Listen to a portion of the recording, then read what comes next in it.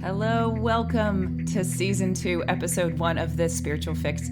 Today we're going to be talking about how we are never upset for the reason that we think. Stay tuned for a great, deep conversation. Hypnosis, mindfulness, meditation, past life regression, RTT, spirituality. This Spiritual Fix. Two mystical mamas hacking the self-help game. With Anna Stromquist and Kristina Wiltsey. Good morning, Kristina. Good morning, Anna.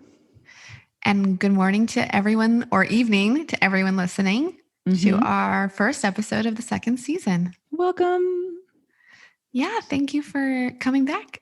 Yep. And there's a funny story around that. Briefly tell that story.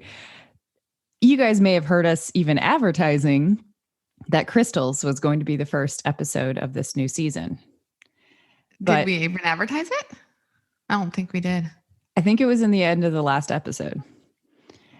And the funny thing about that is that, yes, it's Mercury retrograde, but whenever we're not supposed to do something, and you may have heard us allude to this last season if you listened, whenever we're not supposed to do something or whenever we're supposed to do something differently, things tend to mess up and really mess up. Yeah, basically our angel guide, if we're not hearing him clearly, he'll just crash our computer. Yeah. He'll just delete our files. And then we're like, wait a minute. Right. And so the funny thing about this is that I edited the entire Crystals episode. And then all of a sudden, 40 minutes of it disappeared and it was all garbled and like the tempo had changed in the file. So it was spaced out and some stuff was overlapping. And I was so frustrated, but I was like, it's okay. I am going to be okay. I went camping for a week and I was like, I'm going to come back and it'll be all good and everything will be fine. And I'm just going to ignore this. And I was listening to it. I was 20 minutes into the episode. And I was like, this is not our first episode.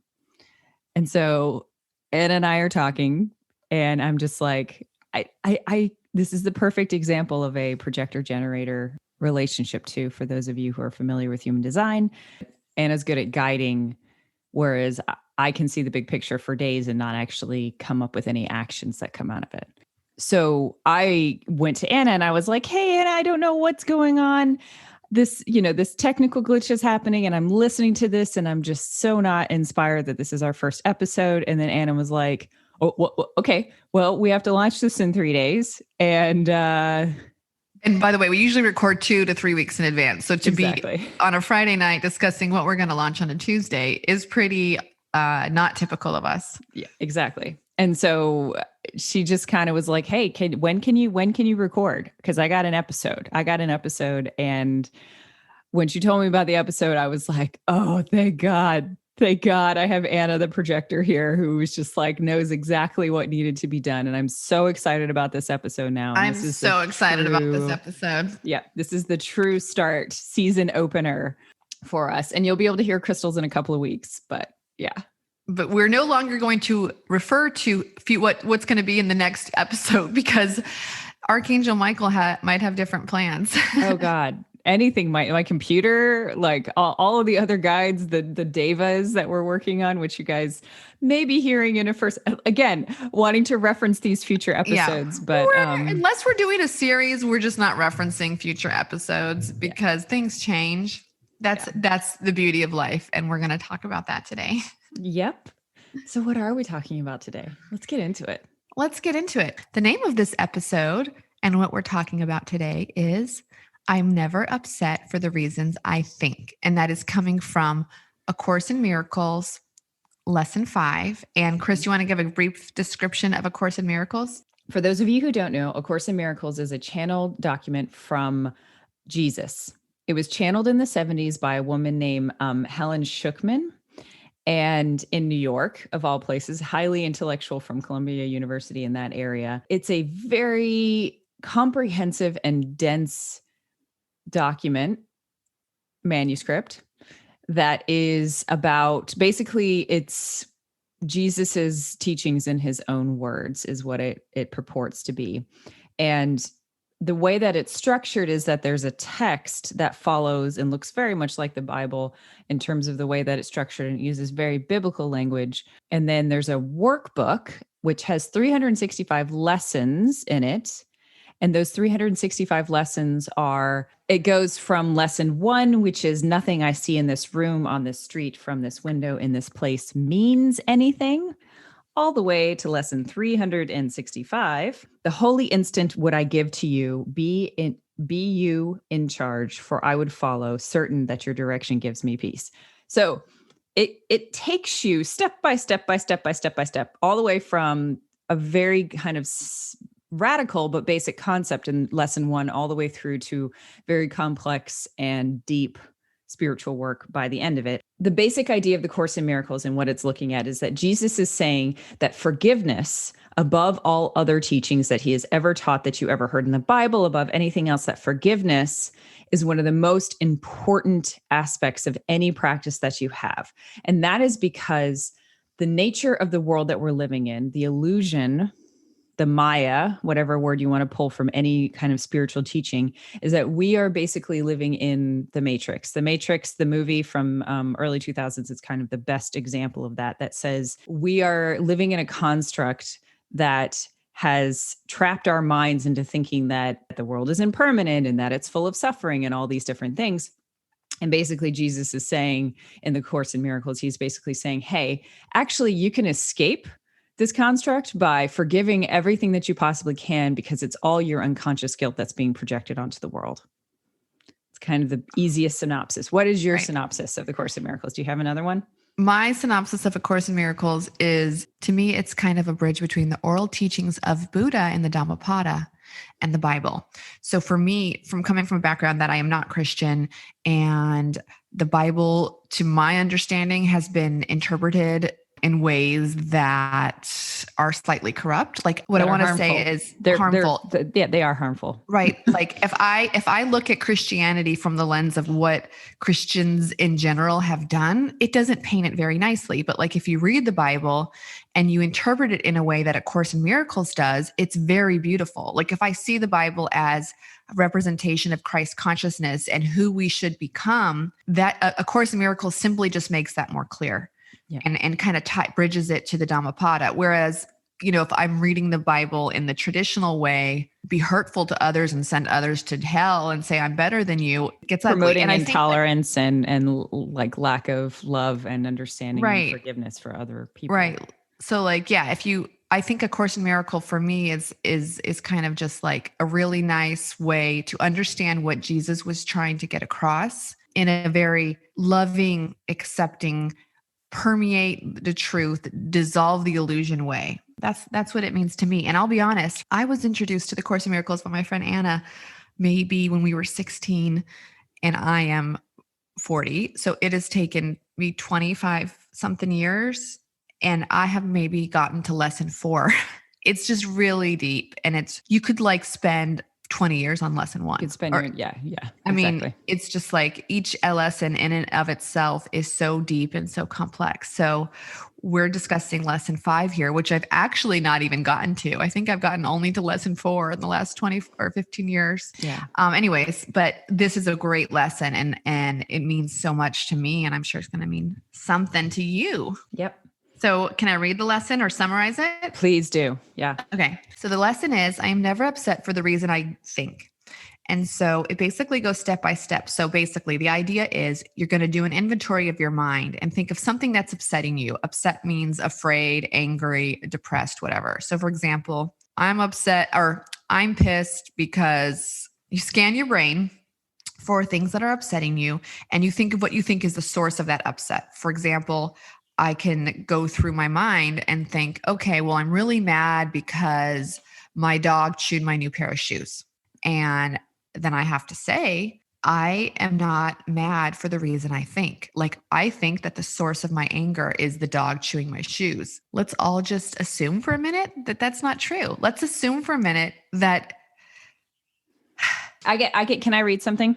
Yes. I'm going to read the bolded text in here because I think this is a really good, because this gives you very clearly what the Course in Miracles thinks, because the Course in Miracles is exceptionally uncompromising in its view of reality. And it's like, this is reality and your mind's going to have trouble with it, but this is reality. And let's keep going. And let's keep coming back to the point that this is reality. It says, the upset may seem to be fear, worry, depression, anxiety, anger, hatred, jealousy, or any number of forms, all of which will be perceived as different.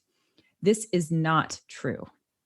However, until you learn that form does not matter, form being the reason, the story, The physical world. Yeah. yep, each form becomes a proper subject for the exercises for the day. Applying the same idea to each of these separately is the first step to ultimately recognizing that they are all the same. So what the Course in Miracles is trying to say, and what this lesson is trying to say, is that I'm mad at my dog because he chewed my shoes. I'm mad at my husband because he didn't fold the laundry. I'm mad at my kids because they, screamed in my ear. That doesn't matter. Like I put a story on all of those different things, and all of those stories are actually exactly the same. The reason for all of those is exactly the same, even though I think that I'm upset because my kid screamed in my ear, and I think that I'm upset because my husband didn't do the laundry. Right. Like basically, A Course in Miracles is all about saying that we have been duped. We think the world is the cause and the state of our mind is effect, meaning something happens outside us and then the state of mind changes, causing the effect. And we have an addiction to believing that what happens causes us to feel the way we feel. This is the greatest misperception of the entire world, is to think that the things outside us are the things causing us to feel what we feel. And I find it extremely interesting that the very first verse in the Dhammapada, which is when Buddha died, they got together, all the arhants, meaning all the people he facilitated getting enlightened. And they all got together and they're like, we're going to write down everything he said before he's been dead for too long and we forget. And the very first thing in the Dhammapada, which to me means it is probably one of the most important things, the mind is the basis for everything. Everything is created by my mind and is ruled by my mind. When I speak or act with impure thoughts, suffering follows me as the wheel of the cart follows the hoof of the ox. The mind is the basis for everything. Everything is created by my mind and is ruled by my mind. When I speak or act with clear awareness, happiness stays with me like my own shadow, and it is unshakable. I was wronged. I was hurt. I was defeated. I was robbed. If I cultivate such thought, I will not be free from hatred. I was wronged. I was hurt. I was defeated. I was robbed. If I turn away from such thoughts, I may find peace. So the Dhammapada itself, the very first phrase from Buddha, the enlightened master, is saying, y'all, it's not the things outside you causing your mental state. Your mental state is causing the things outside you, to this very phenomenon that A Course in Miracles is saying, which is that mind is the cause, not the effect. So when we say mind, it's not necessarily the thoughts that come up. It's not the voice that's in your head that we're talking about. We're talking about the thought generating machine that lives in your head, right? And that's kind of, I'll explain that more when we talk about the science aspect of this a little bit later in the episode. But I just wanted to kind of clarify that quickly. That says, when we're talking about mind, we're not talking about just, oh, I don't like Sally and I don't like all the thoughts that come up. It's actually that place that generates those thoughts originally. Right. Okay. So going back to the lesson 5, I'm never upset for the reasons I think.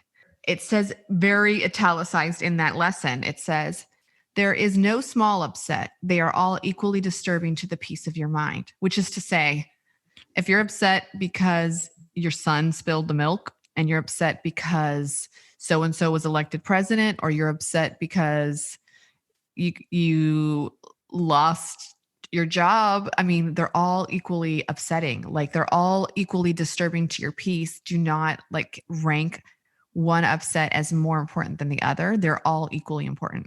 Exactly. Yeah. And it further says, I cannot keep this form of upset and let the others go. For the purposes of these exercises, then I will regard them as all the same.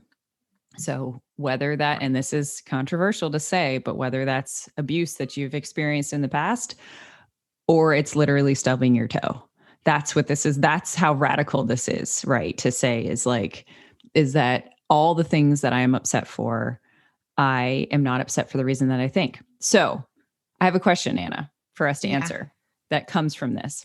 is what are we upset at? This is deep. There's 2 layers to that, I think. Yeah, I think so too. There's the layer of I'm upset anyways, and I'm just looking for the cause of my upset. Mhm. I'm having a shitty state of mind, or I'm having a shitty day, and this happened. And so I'm going to blame my anger on that because it's just easier than recognizing that it's my own responsibility. Okay. Mhm. There's that layer. The second level of the meaning, which the Course in Miracles goes into, is we're actually upset because we have a perceived separation from God. Mhm. Now, when Chris and I discuss God, we are discussing the creator, or you could say your higher consciousness, or you could even say like science, like whatever just created this world. Let's just call it that universe. We're going to use the word God. I hope it's not triggering for people, but we're talking about the great creator. Luke calls it the all-knowing original intelligence. I was raised Jewish, and so we have this like jealous, angry God, and I have come to experience God as nothing like that. So to me, it's the creator. It's the source of all it's the being who made me, and who we only make things with love, right? So to me, I use the word creator. We'll interchange what words we use, but that's what we're talking about. So if it triggers you, I'm sorry. Just kind of like, put a different word in there in your mind, or just say, I'm not upset for the reason I think. Anyways, yeah. So ultimately, like what we're truly upset or the cause of our true upset is a perceived separation from the creator. Cause we're basically like, we were once, in the state of omnipotent peace and love and joy and nothing in the absolute. And then suddenly we're on this earth that only survives because of decay. Like my very existence in this world is dependent upon other things decaying or dying, whether I eat plants or animals. Something's got to decay or die for me to survive. I'm constantly in a state of decay and death. I will be confronted with unavoidable suffering in this life, whether through illness, old age, birth, or death. I mean, this world is not necessarily heaven. Yeah. So there's this perceived separation, like, God, why have you forsaken me? Like, God, why have you left me in this world? Like, I want to go back to you. And that is the true cause of the upset. But actually, it's a perceived one. It's an illusion. Yeah. Yeah. Because the idea being that just like the Matrix, again, going back to this, instead of us waking up to this like battery factory as they do in that movie, we are actually waking up to where we always were the whole time, which is this in the bosom of the all-knowing original intelligence, right? Like we never left. This is just a creative fart in reality. Creative fart. It's just a creative burp that we expressed it, but we're stuck here until we can heal our minds in order to be able to get back to that original. It's a forgiveness factory. Like this world is a forgiveness factory. We are here to forgive. And as we forgive, we dissolve the illusions.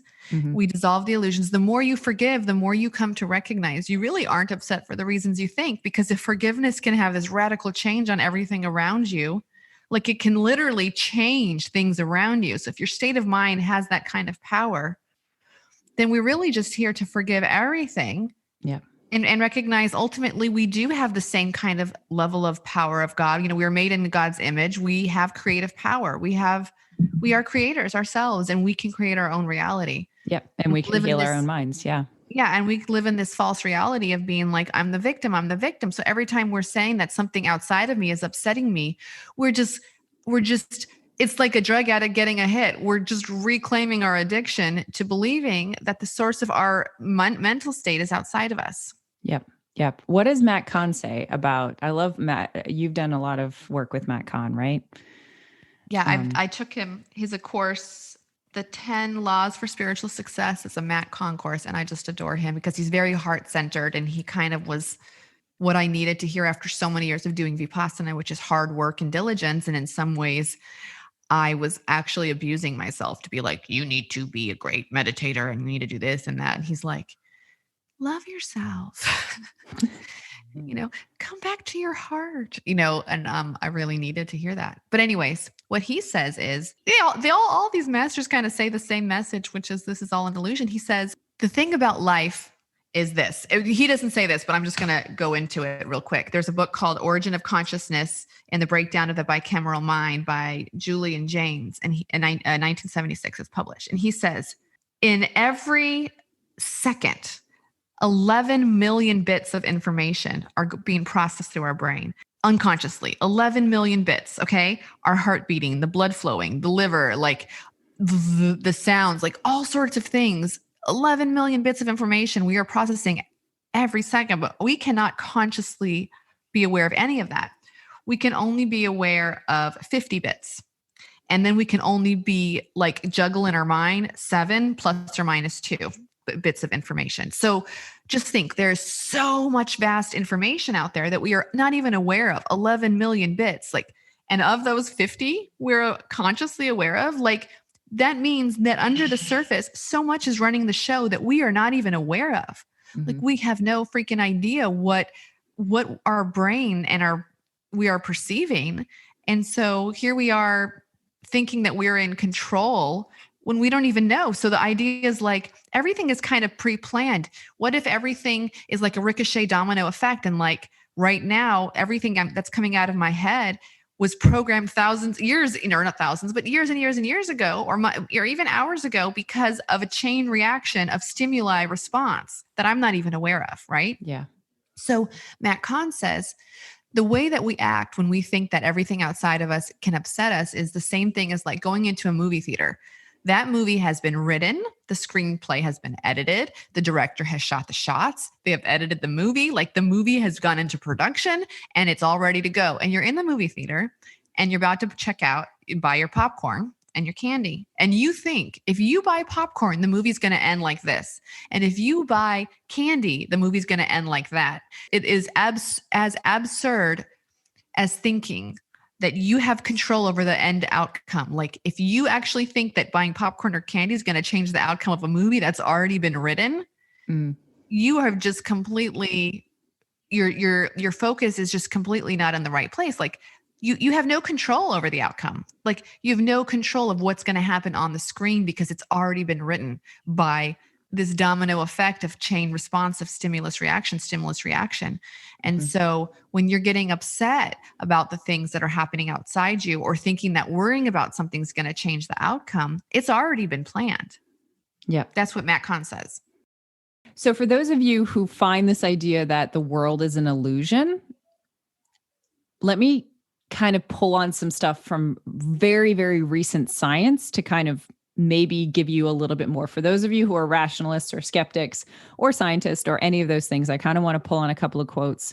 I'm pulling these quotes from a book called Real Magic by Dr. Dean Radin from the Institute of Noetic Sciences. But I also want to recognize that these are quotes that are being pulled, that he has pulled, obviously, to be able to validate the fact that consciousness is that there's been a massive shift in kind of the leading edge of science at this point, in which we used to think the basis of all reality was physics. From that came chemistry, so the interactions of the molecules, and then from that came life, and then from that came psychology. So the mind, basically psychology comes from biology, and then the mind comes from that, and then consciousness arises from the mind. So consciousness, in this kind of upward causation triangle, what you see is that the basic movement of everything within the universe after the Big Bang then created consciousness. But the massive shift that's changing is that they're starting to realize is that actually what makes the most sense is that actual consciousness is the basis that actually creates physics, chemistry, biology, etc. That creates everything else from it, so that you're basically changing it so that instead of consciousness being at the top of this triangle, it's actually the basis of all reality. And I'm going to tell you two quotes that I really enjoy that talk about this. In this is a physicist, Vlatko Vedral, in his 2012 book, Decoding Reality.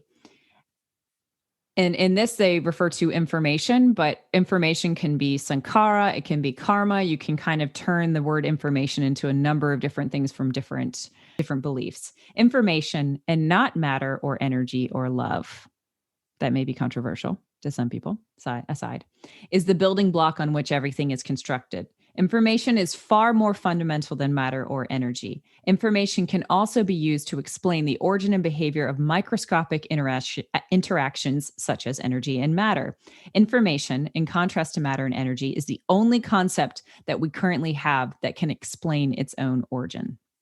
Right? So move that into, what you're talking about in terms of information being consciousness, information being karma, information being this webbing that we ride on is the only thing that can explain its own conception. And then another quote is from was published by the APA, which is the American Psychological Association, in 2016 in a book called The Transcendent Mind by psychologist Imants Baruch, I think it's Baruch, of King's University College, and neuroscientist Julia Mossbridge. It says, "We are in the midst of a sea change. Receding from view is materialism, where physical phenomena are assumed to be primary and consciousness is regarded as secondary. Approaching our sights is a complete reversal of perspective. According to this alternative view, consciousness is primary and physical is secondary. In other words, materialism is receding and giving way to ideas about reality in which consciousness plays a key role." So take those two ideas from leading edge physicists, which is now a couple of years old because we're obviously in 2021. And if consciousness is the basis of all reality, that means that basically the predecessor of mind, right? That original thought is actually what creates the entire world.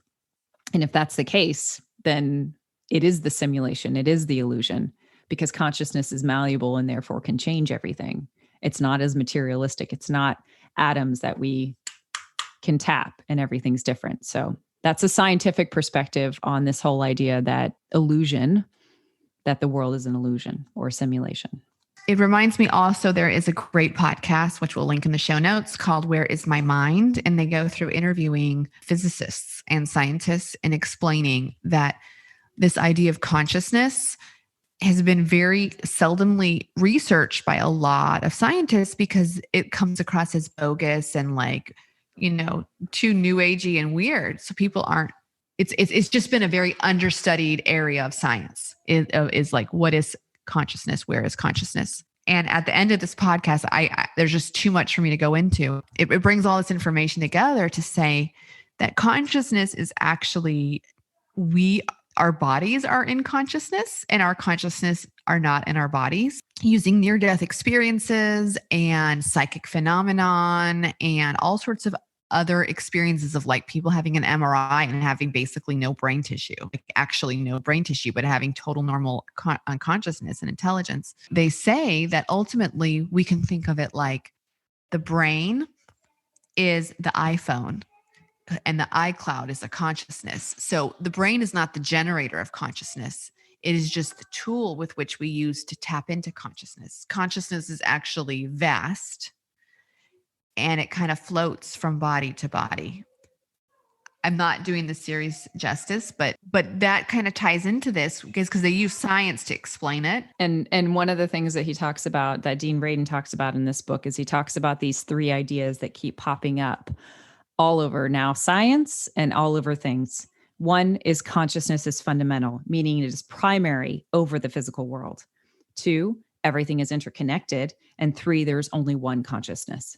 And those three things are what keeps coming up time and time again. And everything is validating that very thing. So for those skeptics out there, science is finally catching up.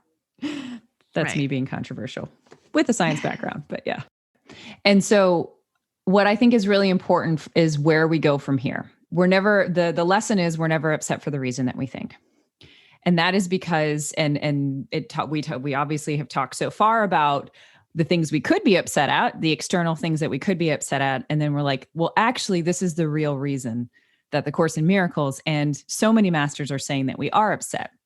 So from here, you could take two things. You could go into the place, you could go two paths. One, you could be relieved, which is what I felt when I first read it. I was like, anytime for me, and I'll get into that in a second, but anytime for me that I hear this, I'm always like, oh, I feel so much relief. You're right. I'm never upset for the reason that I think. And all of a sudden the story dissolves and I feel so much better. Oh my God. Yeah. Right. Or you could take the other route, which is, okay, so everything's predetermined and I don't even have control over anything at all. We're also going to get into that. But first, Anna, tell me how this has like affected your life. Like, tell me how this particular lesson has like helped you in your life. Well, in season 1, we go through in great detail the 5 primal wounds. And so for a long time, I had been looking at through that lens, like if something upset me, I'd be like, I'm not upset for the reason I think. That I'm actually just getting a trigger, knee-jerk response to a wound. Like someone would do something. And if I look objectively at their actions, they actually didn't quote unquote hurt me. I just interpreted it as painful or hurtful because of my wound. So there was that. So it kind of gave me like this very cognitive, mental, just kind of separation. Like it allowed me to take a step back from what was really happening and see like, I'm not upset for the reason I think. I'm actually upset because my wound has been triggered. And that was really good. It helped me take away blaming others for hurting me or just kind of taking ownership for my own pain. So that was really good. As I've progressed more and more in this path, I recently did like an RTT, which is a rapid transformation therapy with a man named Gerard Hill, who was amazing. And in that session, he kind of put me in a deep trance and we went back to my childhood and we saw a beautiful memory where I was just playing blocks on the floor with my father. I was like 3 or 4. And in that moment, I experienced like true peace, like true satisfaction and true peace, just sitting on the floor, playing blocks with my dad, feeling this love in my heart and this sense of all satisfaction. And he told me, this is yours. Like these feelings in your heart belong to you and you can have, you can go back to them whenever you want. And after the session was over, whenever, not even if I was upset, just in general, I kept bringing my attention and focus back to my heart and back to that feeling I felt as a 3-year-old playing blocks and just how simple, like I didn't need anything. I didn't need a bigger car. I didn't need a better job. I didn't need a higher podcast ranking. I didn't need my husband to do X, Y, or Z. Like I didn't need anything. I was perfectly content sitting on the floor with my father in the blocks. And I'm like, I can have that peace whenever I want. It actually is mine whenever I want. And then I started to think about life as like this Golden Corral buffet. For anyone who's not from the US, like a Golden Corral buffet is like these American cafeterias where you go and you get a plate and you can fill it up with like any freaking food you can imagine, like excess to the nth degree. So like life is like the Golden Corral buffet. You can walk in, you can be very healthy and put a nice salad on your plate, or you can pile it up with pizza, macaroni and cheese, cornbread. You could be a kid and run up to the dessert table and just stack it on high with dessert. The point is, it's all available to us. Like everything is available to us, thought-wise, attention-wise. Where are you going to put your attention? Like, what are you choosing to put on your plate? Like I could go throughout my day focusing on like maybe Matt Kahn and the Course in Miracles and Buddha are right. Maybe I don't have true authority over what's going to happen, but I do have authority over where I put my attention. Mm-hmm. So if all this is available to me anyways, and I have no control over it, at least I can control where I'm focusing, where my attention is. And maybe even that was predetermined, who knows, but it feels like I have control over my attention. Yeah. So I can go into the Golden Corral and I can just put that loving heart feeling in my heart, like I have the choice to focus on that heart feeling instead of going throughout my day. And when this and that and this and that and this happen, put my attention on how the other person or that other thing is the source of my upset.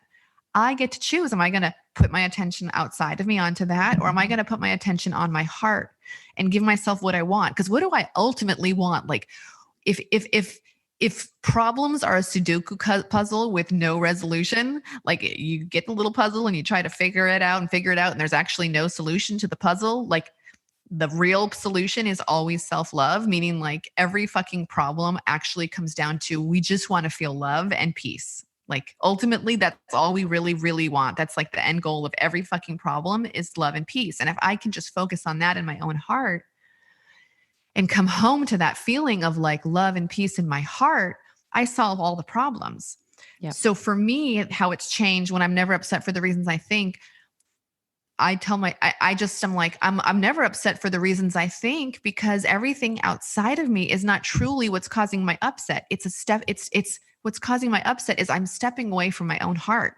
I'm stepping away from this feeling of love and peace, like the 3-year-old on the floor with her daddy playing with blocks. Like, I've stepped away from that beautiful feeling. We all have a beautiful memory of peace and satisfaction in our hearts. If we go back further enough, for some of us who've had a rough childhood, so you might have to go under hypnosis to find it. But the point is, we all have that sense somewhere in us.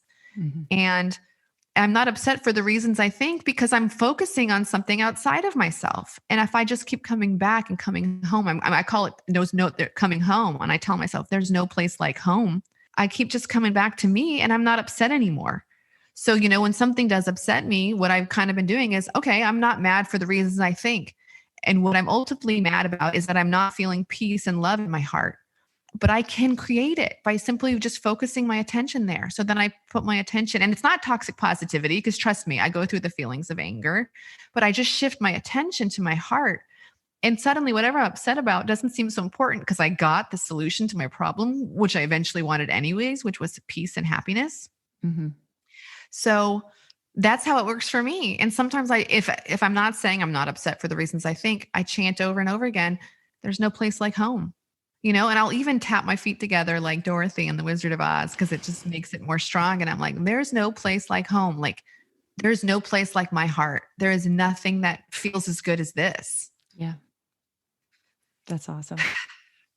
That's wonderful. Yeah. So what about you, Chris? So I mentioned this last season, I'm pretty sure. I remember the moment when Anna and I were sitting in Jeju Sauna, which is a amazing Korean spa outside of Atlanta.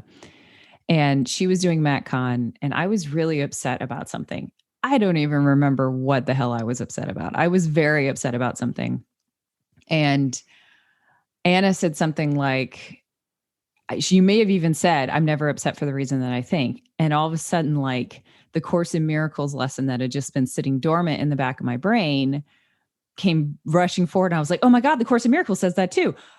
And I kind of started going crazy. My intellect started going crazy. But I remember this flood of absolute relief that I felt with it. And I actually remember what it was. It was about codependence. I was upset with my husband because I felt abandoned, because I think it was the supermarket run thing. Yeah. It was, he would go to the supermarket for he's a 5 in the Enneagram, for those of you who know what that is. And he literally has to read every single bottle, like every single thing that he gets, he reads, and he determines the price difference and things like this. The other day he asked me, he was like, do you even look at the prices? I was like, yeah. For like a millisecond, I look at the prices and I'm like, okay, this is worth my time and energy to get it. Everything is balanced. Everything is weighed. He's got to look at all this kind of stuff. So he would spend 3 hours at the grocery store. And for me, being alone with the kids for a long time, I was like kind of afraid of that, because I was afraid that something bad would happen to them and I wouldn't know what would happen. Like, just kind of this blanket of trauma person, in which all of my past made me very nervous to be around my kids all the time, which is crazy, I know, but I had really, really bad postpartum depression. I've had all sorts of things that kind of would set that up. So for him to be gone for 3 hours at the grocery store, I was upset about this. When Anna said, this is what Matt Kahn says, and then my A Course in Miracles lesson came flooding forward, I was just like, oh my God, I'm not at all upset at Luke.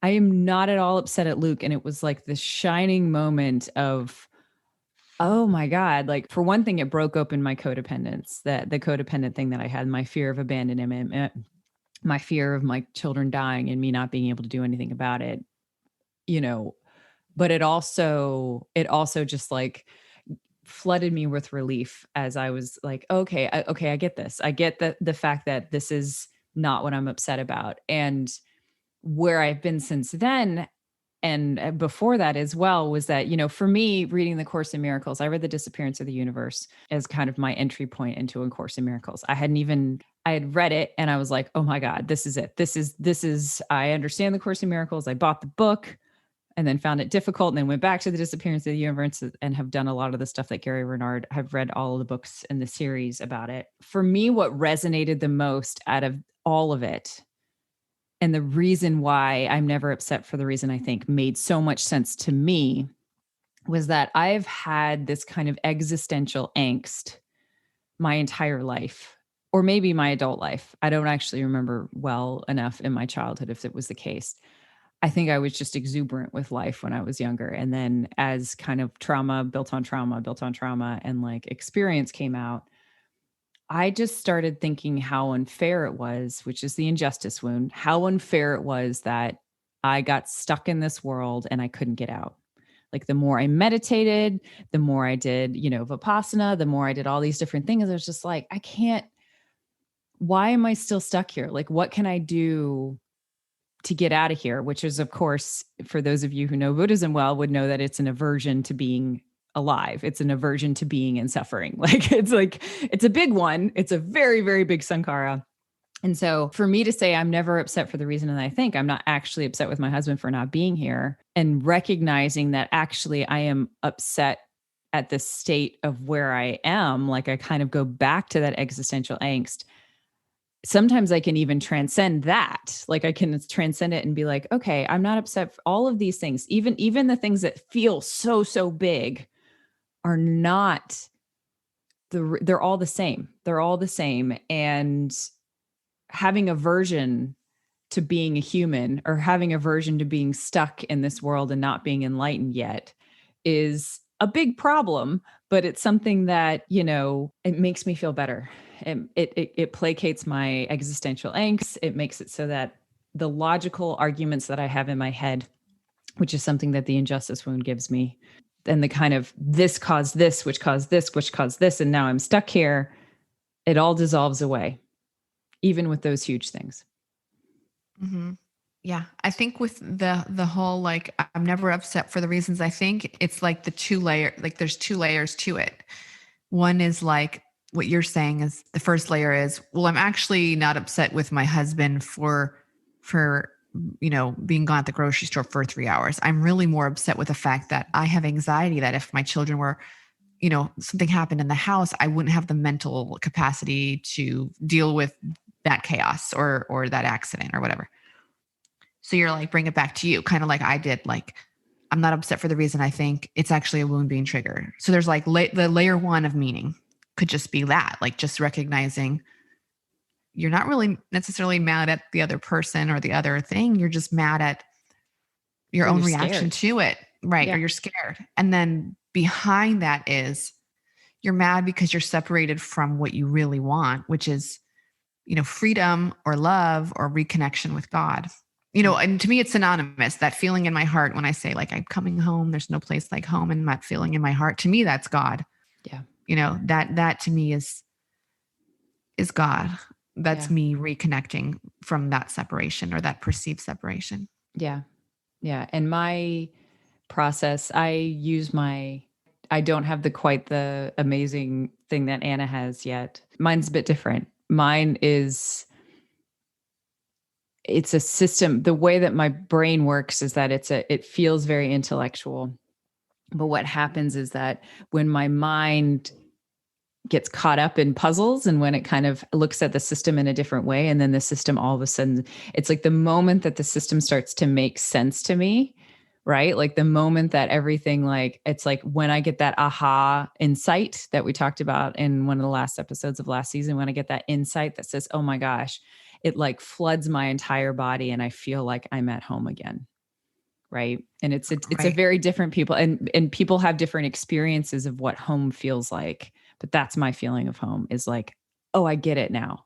I get it. And it lights up my heart in a way that I can't really explain because it's different, but yeah. Yeah. Yeah. Like, I love the Sudoku puzzle analogy, and I want to go back to it real quick because I think that's really helpful for people.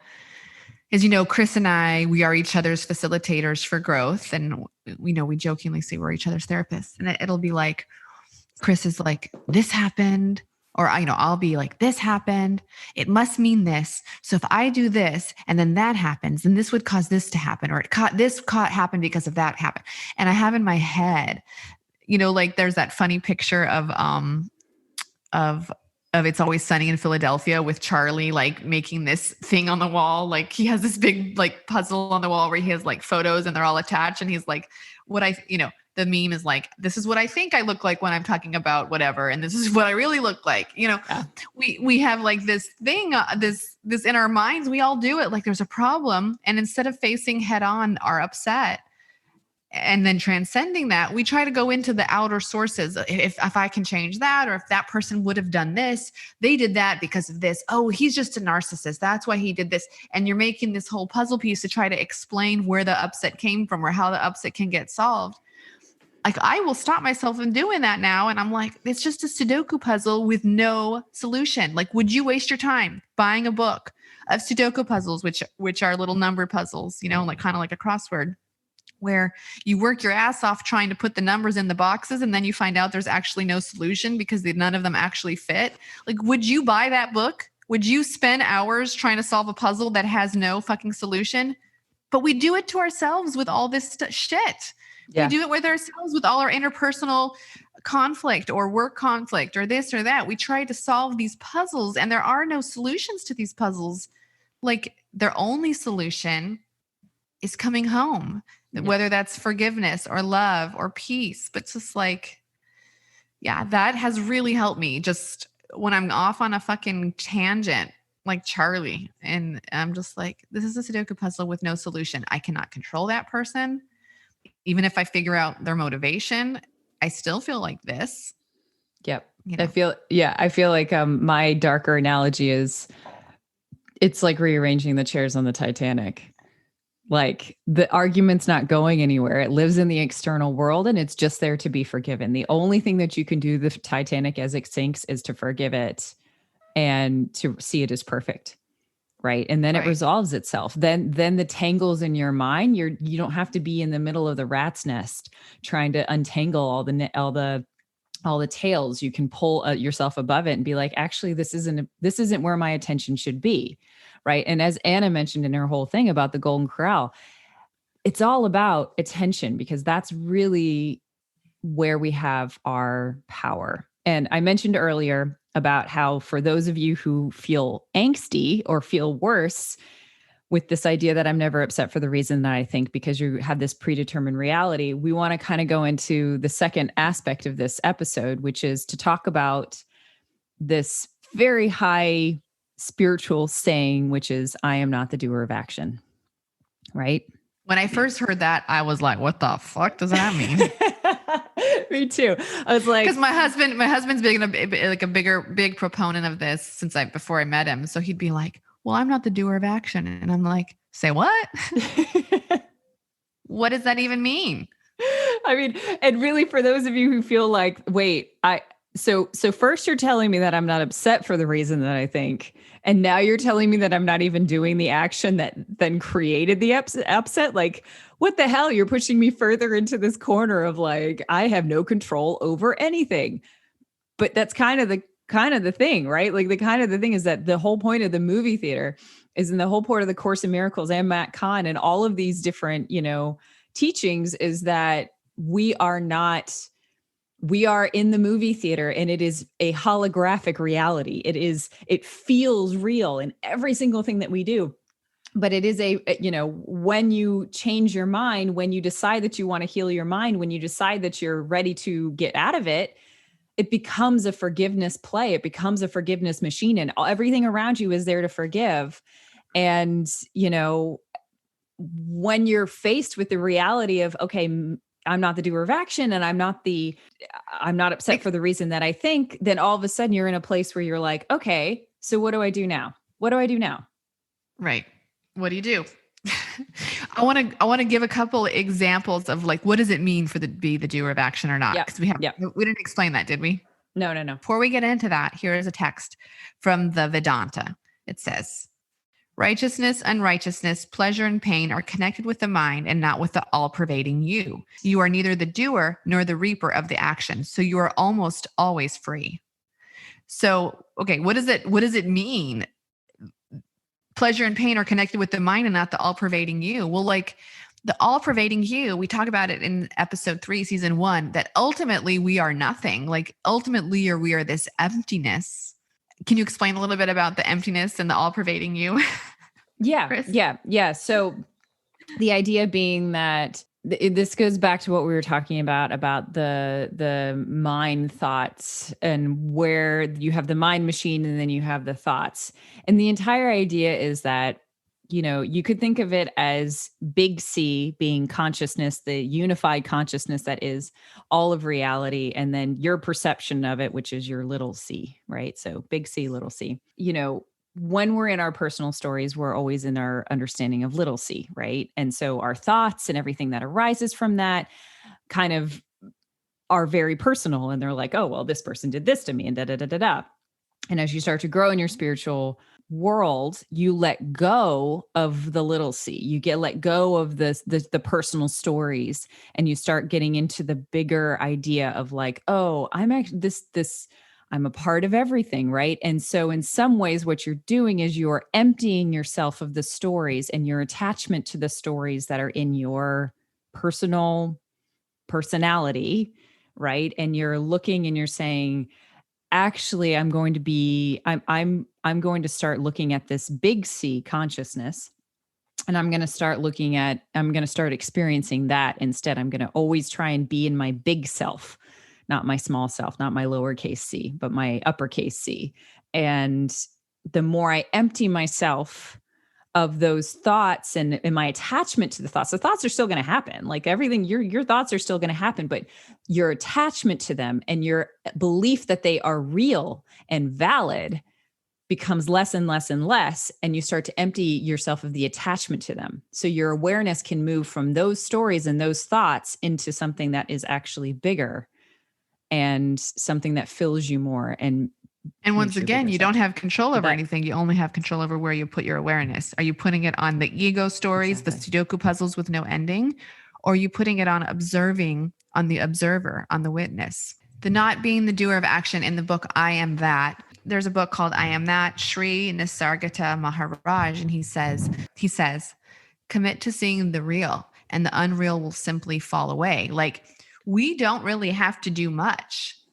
We can do nothing. And it just is like a spindle that unravels. Like, you spin up a top, and if you stop winding the top and you let go, it'll just spin and eventually unravel. It's like when you just stop unraveling things up, they unravel. And it's kind of like, what are we raveling things up with? We're raveling things up with resistance and stories and blame and focusing on things outside of us. But if we just turn our attention inward, everything just unravels.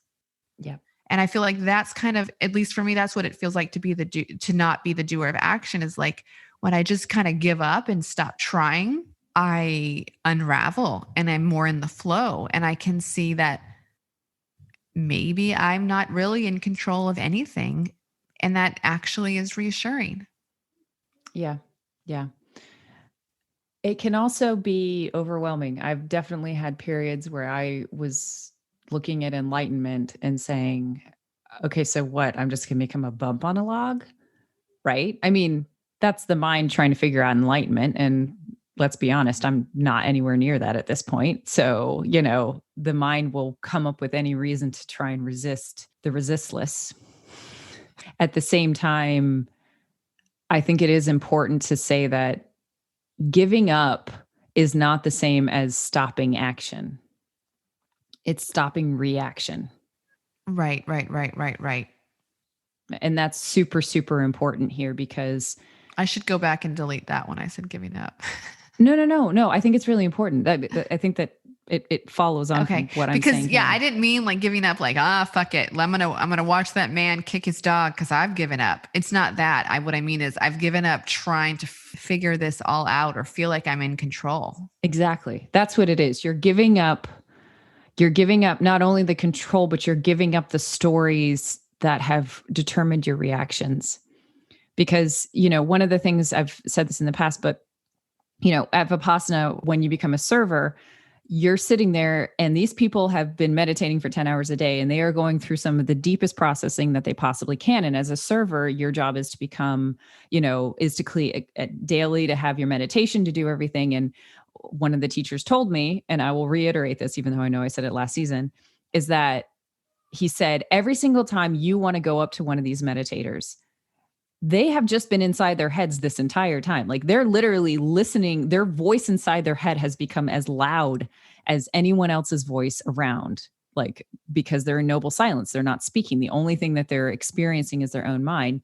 And he's like, recognize that any interaction that you have with them can be deeply disturbing to their process. So every single time that you go to react to something that they do, stop and act instead, right? Recognize that reaction comes from your little self. Reaction is what we're trying in all of the meditation practice. We're trying to break the link between a stimulus that comes in the sense door, so any stimulus at all, and the reaction that you feel as a result of it. And you're trying to break the bridge between those two things. And so if you can stop, then what happens is that pause, that hesitation can be enough to completely, even your awareness of your reaction, both those things can cause a severance between the stimulus and the reaction. And then all of a sudden you're free to act, and you're free to act from a place that is not your wounds, for lack of a better, to simplify it as much as possible. Right. And I think what meditation does, Vipassana specifically, is it slow down what Buddha calls as the sense doors. It slows down that knee-jerk reaction that we were talking about earlier, when there's 11 million bits of information coming at you at every second. What meditation and Vipassana do is they slow it down, so you just change your awareness, so you can finally perceive that there are subtle sensations constantly occurring. A sound is either pleasant or unpleasant. The fly landing on your skin, it's either pleasant or unpleasant. The sexual arousal you feel seeing a handsome person or whatever, that's pleasant or unpleasant. Like, we're constantly being inundated with pleasant and unpleasant sensations. And if we're not aware of those sensations, reactions, we just go down this knee-jerk domino effect chain reaction of behaviors and responses from that sense door. So our sense door, which is how these sensations are coming into our reality field from the external, when we can observe the moment they enter our world, our internal world, through these sense doors of taste, touch, thought, smell, sound, then if we can slow it down, that we can see when they first come in, and just changing that awareness can totally shift the domino effect. If we are the doer of action, and maybe we were just destined to do that anyways. I mean, it's just like such a mind fuck.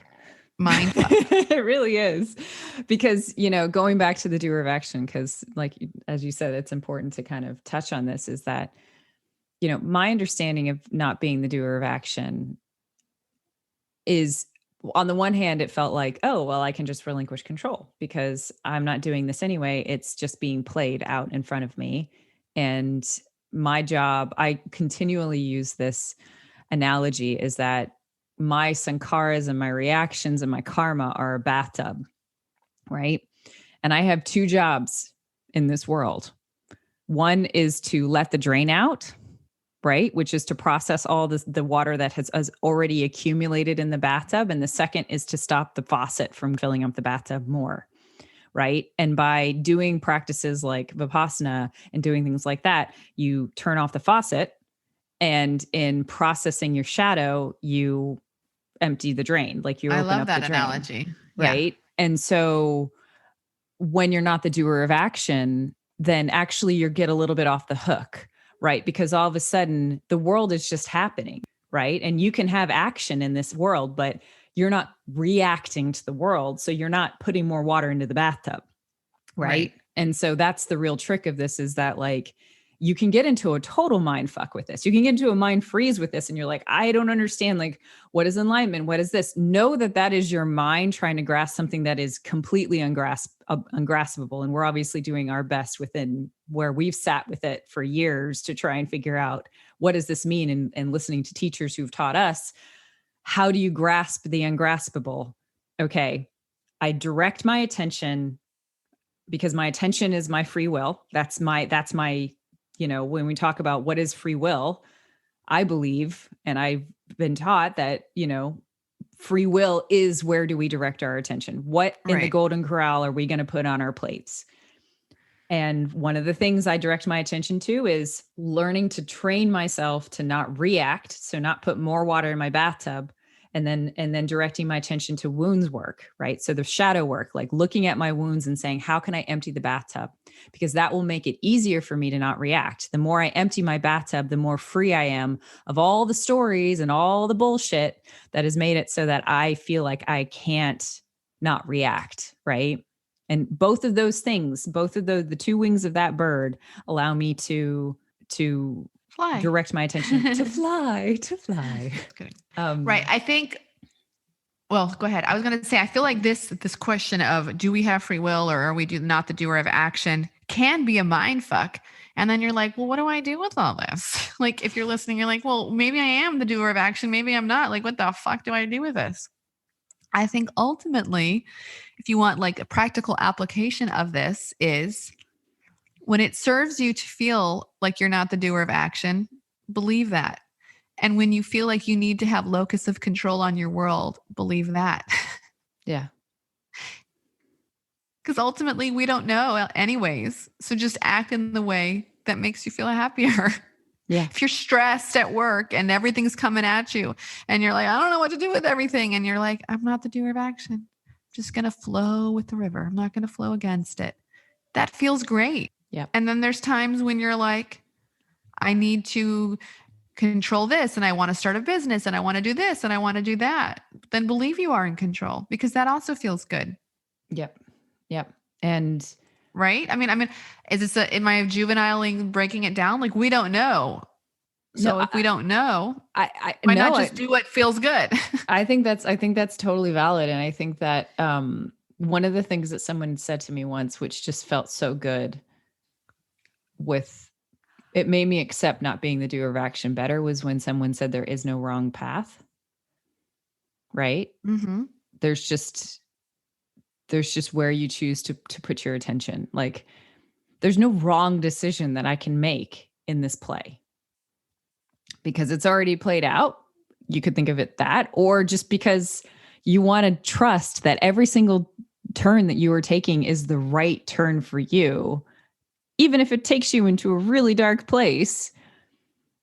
And, we want to avoid suffering. Like, obviously we want to avoid suffering. Obviously we want to avoid abuse. Obviously we want to avoid death. We want to avoid all of these different things.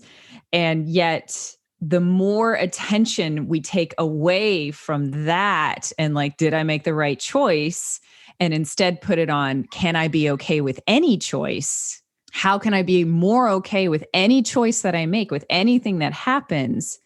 You don't become a bump on a log. You're going to still act, but you're still going to be okay with any choice. And you're not going to be doing it from a place of reaction and trauma and filters and biases and all of these different things, right? So I feel like the biggest takeaway from this whole episode, well, it might have just been a big Sudoku puzzle with no solution. So sorry about that. Just kidding. I think the biggest takeaway from this episode, if you're listening, is just try it. If you're just curious, do the little exercise, scan your mind today for the next few days. And then you might make it a lifetime process that just, you're like, let me just go through my head and see why I'm mad or depressed or angry today. And then just set, and think about the source of your anger and think about the source of your depression and the source of your being mad or whatever. Be like, I'm not angry for the reason I think. I'm not depressed for the reason I think. I'm not mad for the reason I think. Like, just maybe open the possibility that perhaps, maybe Buddha was right. Maybe the Course in Miracles was right. Maybe the Vedanta was right. Maybe, maybe all these wise ass people were right or onto something. Like, let's just entertain for a minute that perhaps you are not upset for the reason you think, and try saying it and just see how it changes your perspective and your life, because truth is an experience. It's not something we talk about on a podcast. It's not something you read in a book. Truth is something that when you apply it to your life, you see results, meaning your suffering becomes less intense, less frequent, and or shorter. So with all that in mind, just try it and see what happens.